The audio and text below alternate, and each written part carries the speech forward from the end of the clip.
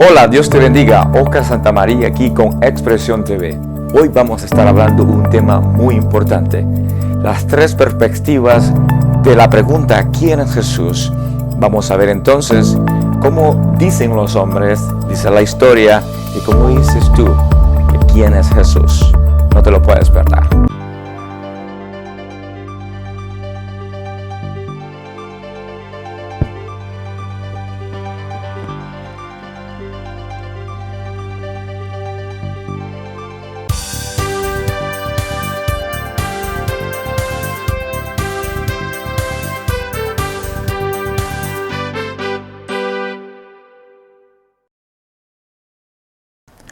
Hola, Dios les bendiga. Oscar Santamaría aquí en Expresión TV.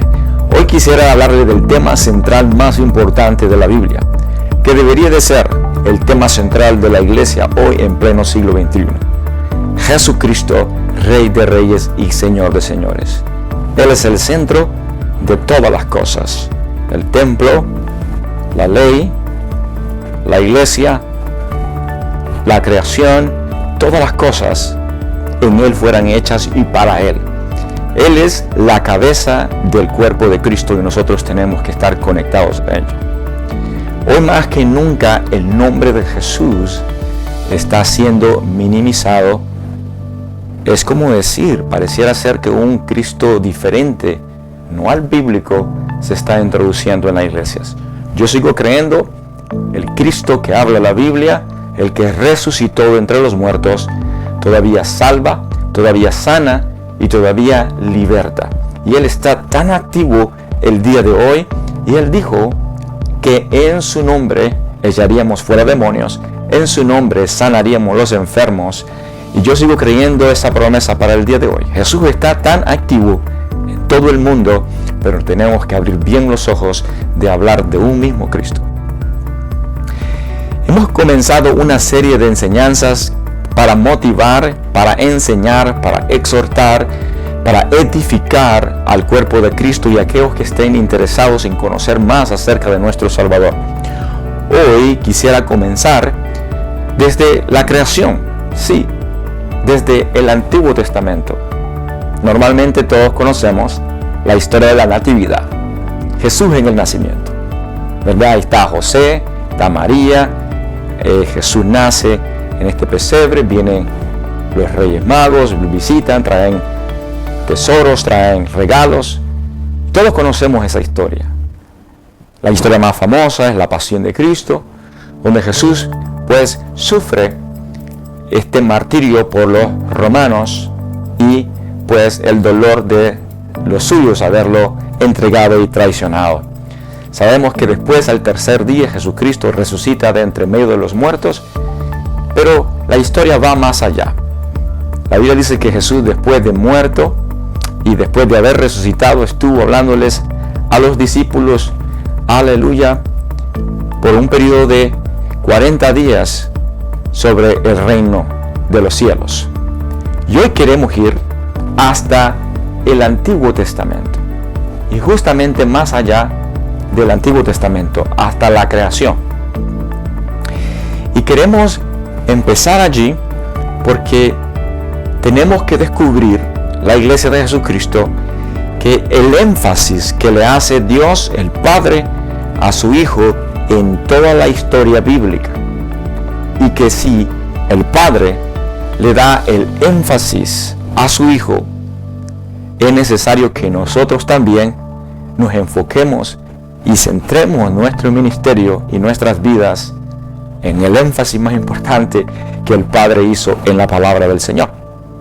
Por supuesto, ya en el Antiguo Testamento, Jesús está de una manera escondida, ¿verdad?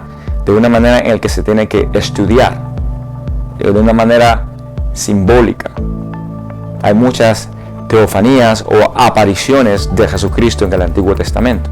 Como todas las cosas del Antiguo Pacto apuntaban hacia Jesucristo. Por ejemplo, la Biblia dice cómo el pueblo de Israel salió de la tierra de esclavitud de Egipto, que estuvo allí por más de 400 años.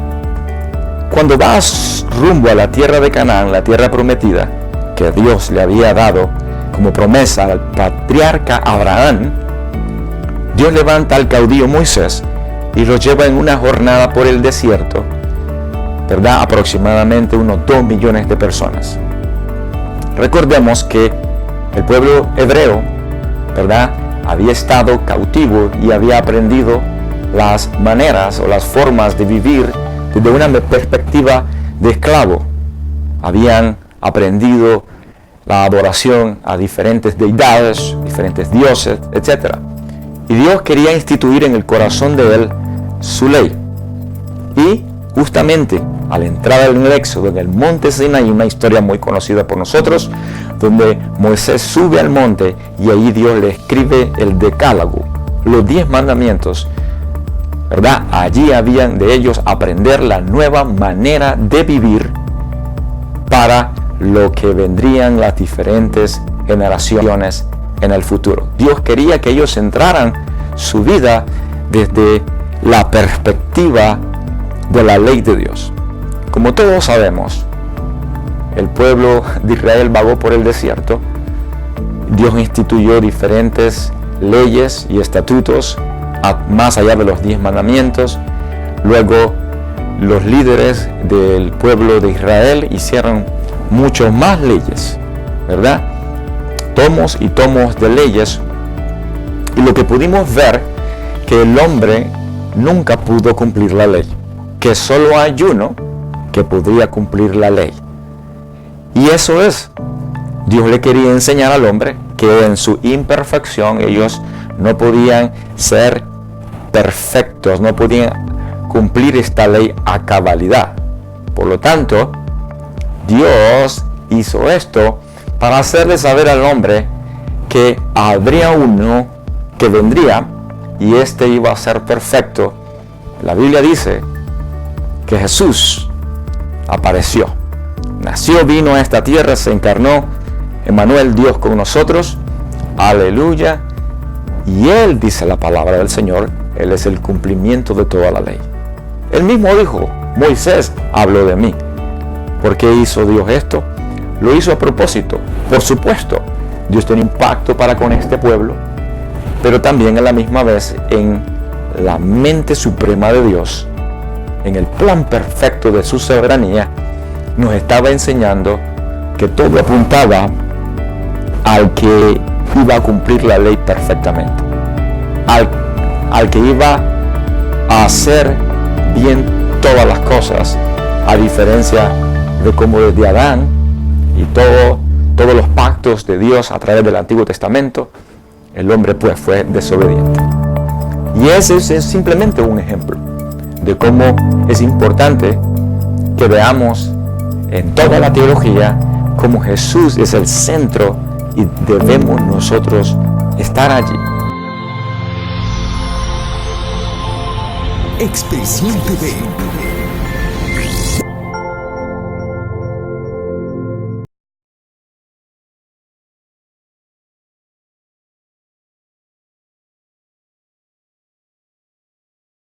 Quiero continuar la serie sobre Jesús y la creación.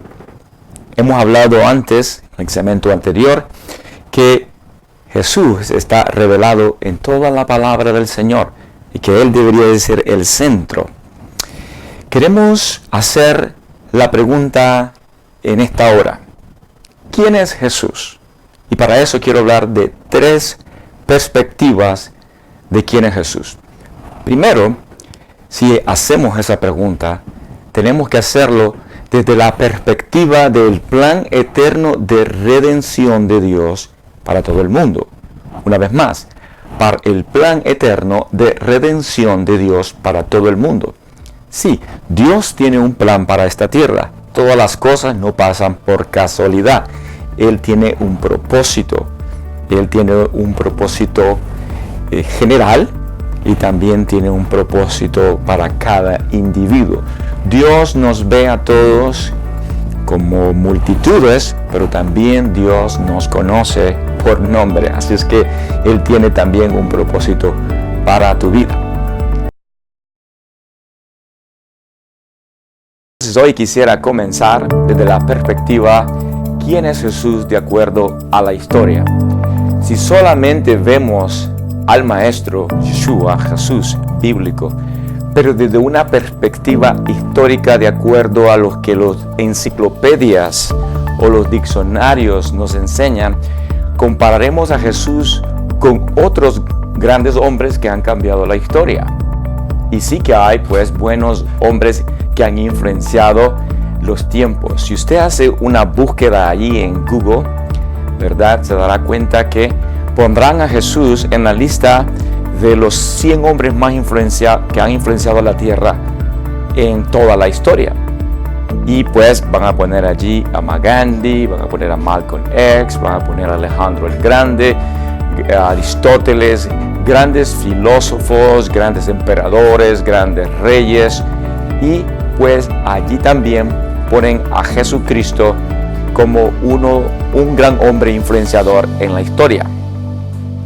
Y la mayoría de del libro de texto, cuando mencionan los tiempos de Roma y de el César y de Herodes, mencionan siempre a este personaje, pero desde una perspectiva histórica. Nada más pintado por allí, nada que tenga que ver con el compromiso para ellos de que este es el Hijo de Dios, que hizo milagros, que es el Salvador del mundo. Y lastimosamente la perspectiva de muchas personas que conocen a Jesús simplemente lo han oído como alguien más entre varios hombres que han influenciado la historia.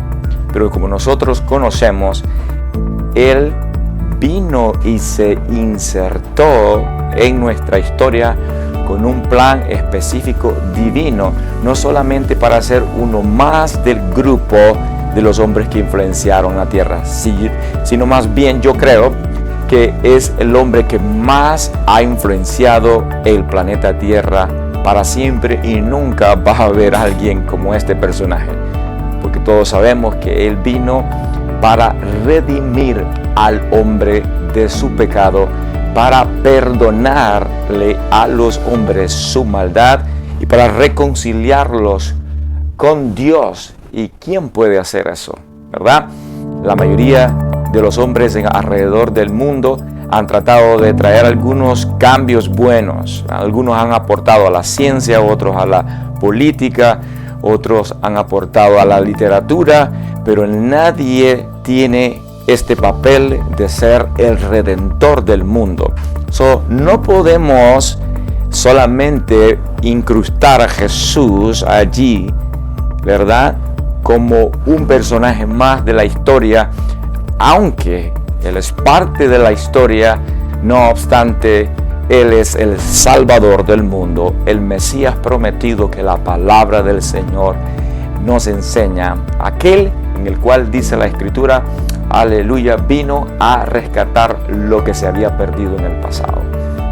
Jesucristo se introdujo en nuestro tiempo, es parte de la historia, pero no se quedó allí, señores, sino que también hasta el día de hoy Él está vivo y bien activo en la tierra, señores. Número 2, si lo vemos solamente como una perspectiva o un icono religioso. Muchos, cuando se refieren a Jesús, ¿verdad?, me voy a referir a la religión más común en Latinoamérica, de donde proceden muchos de los que ahora son evangélicos. Tienen diferentes maneras de adoración. María, ¿verdad?, los santos, San Simón, San Pedro, San Judas Tadeo, y entre ellos Jesucristo. Escuchaba el testimonio de un ex sacerdote católico y decía que él creía que San Judas Tadeo tenía más poder que el mismo Dios, y eso no lo decía en broma.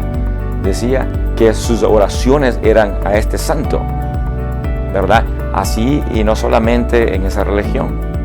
Si usted habla con musulmanes, ellos pueden decir, nosotros creemos en Jesús, y ellos van a darle una perspectiva religiosa de acuerdo a lo que ellos creen en el Corán de quién es Jesús, ¿verdad? Muchos de ellos piensan que Jesús va a gobernar con su profeta Mahdi en los tiempos finales, ¿verdad?, en el día del advenimiento de su profeta, y que Jesús es bajado a una categoría de un hombre bueno, un buen profeta que vivió en los tiempos de Galilea, Judá, allá en los tiempos de Herodes. Pero si usted también pregunta a otras religiones como el hinduismo, el budismo, van a poner a Jesús allí en una categoría de un hombre más o de un ícono religioso. Y nosotros, la Iglesia de Jesucristo, no podemos solamente dejar desapercibido a Jesús y mencionarlo como un profeta más. El que nosotros practiquemos esto es literalmente hacer lo que otras religiones hacen. Notemos que la Biblia dice en Hebreos en el capítulo 1, desde el principio de sus versículos, habla de que en el tiempo pasado Dios habló a los padres por los profetas. Estamos hablando del antiguo pacto, en el tiempo de Abraham, de Isaac, de Jacob, y toda la historia del Antiguo Testamento. Dios se encargó de hablarle a los patriarcas por medio de los profetas. Pero en estos últimos días Dios nos ha hablado ¿por quién? Por su Hijo. Y la Biblia narra cómo éste se insertó, ¿verdad?, en la creación, viniendo a vivir entre nosotros como Dios fuerte, príncipe de paz, el león de la tribu de Judá, el alfa y el omega, Emmanuel, Dios con nosotros. Él se hizo tabernáculo en medio de nosotros, y hay un gran sinnúmero de nombres en el cual Jesús es exaltado a la categoría más grande. Jesucristo, después de haber resucitado, en Mateo capítulo 28, versículos 18 y 19, da la gran comisión a sus discípulos diciendo: toda potestad me ha sido dada. ¿Dónde? En el cielo y en la tierra. Por tanto, id y haced discípulos a todas las naciones. Note que nuestro Señor Jesucristo dice que toda potestad le ha sido otorgada. ¿Quién? El mismo Padre. Aleluya. El cual dijo cuando estaba siendo bautizado: este es mi Hijo amado, en el cual yo me complazco, en el cual tengo complacencia. El apóstol Pablo nos lleva a otro nivel más en el Filipenses capítulo 2, donde habla que haya en nosotros este mismo sentir que hubo en Cristo Jesús. Aleluya. Y enseña en todos sus versículos allí como Él, siendo el Hijo de Dios, aleluya, tuvo que aprender obediencia y humillarse. Y Él se humilló hasta lo sumo. Pero Pablo nos enseña que Dios le dio el nombre que es sobre todo nombre, el más excelente de todos los títulos y los nombres, tanto en el Antiguo, en el Nuevo Testamento, tanto en el cielo, la tierra y debajo de la tierra. Dice: para que en el nombre de Jesús se doble toda rodilla de los que están en el cielo, la tierra y debajo de la tierra. El Nuevo Testamento exalta y pone al Mesías, al que había de venir rescatar a este mundo de pecado, a un nivel de excelencia superior, mayor que cualquier profeta. No podemos ver simplemente a Jesucristo como un ícono religioso, comparándolo con Abraham, comparándolo con Moisés, comparándolo con algún otro profeta. El libro de Hebreos, si lo estudiamos, vemos cómo Dios hace la comparación con Abraham, por ejemplo, que le llama el padre de la fe. Pero la Biblia ahora dice que Jesucristo es el autor y consumador de la fe. El libro de Hebreos también nos muestra cómo Jesús es superior que los ángeles, ¿verdad? Porque no podemos poner a Jesús con una categoría de un serafín, un arcángel o un ser espiritual de estos que fueron creados. Él es eterno. Él está desde antes de la fundación del mundo, que también lo veremos en los próximos estudios donde estamos hablando de Jesús y la creación. Y número 3, la perspectiva de la iglesia evangélica, ¿verdad? De la mayoría de los cristianos hemos experimentado el proceso de la salvación.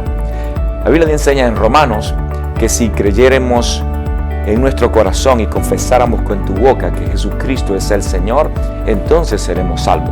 San Juan capítulo 1, versículo 1, 11 y 12 dice que a los suyos vino, ¿a qué? Al pueblo de Israel, pero los suyos no le recibieron.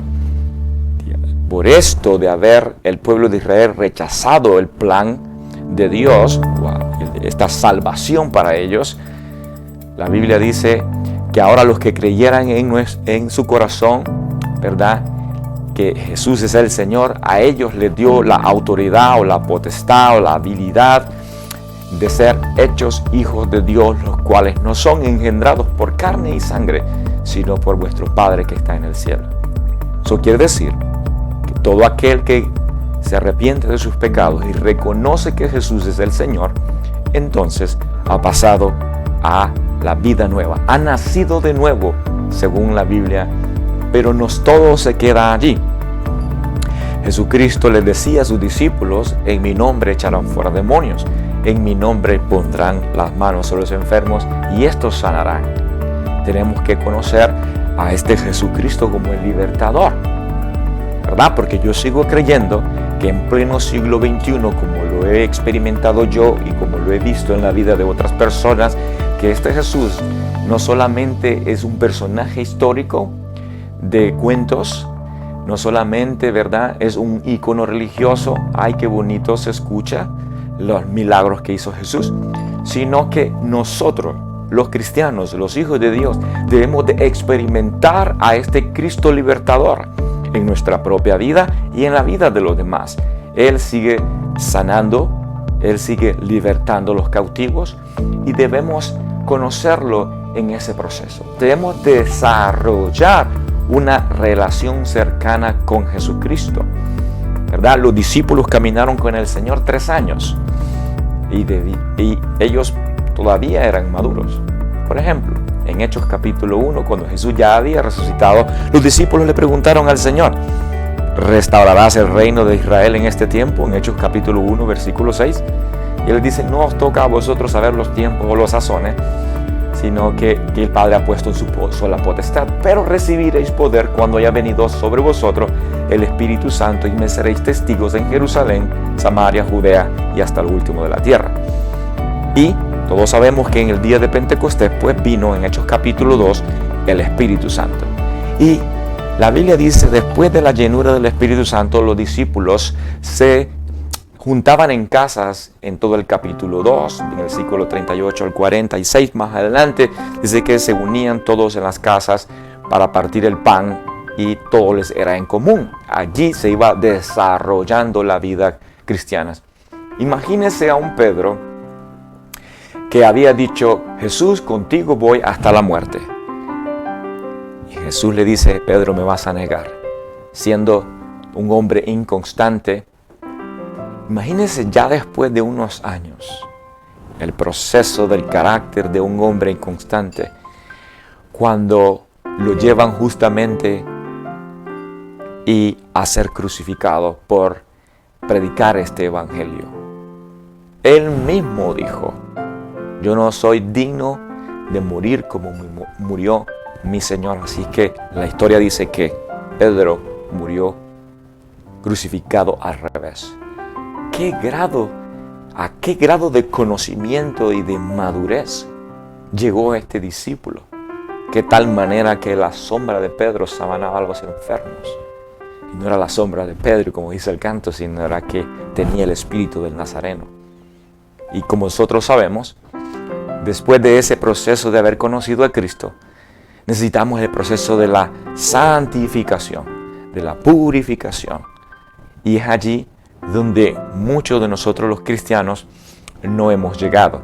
Debemos crecer en esta gracia que nos fue dada en Cristo Jesús. Aleluya. Este fue Oscar Santamaría en su programa Relevante por Expresión TV. Hasta la próxima, donde estaremos compartiendo esta serie de enseñanzas que van a edificar tu vida. Hasta pronto. Que el Señor te bendiga.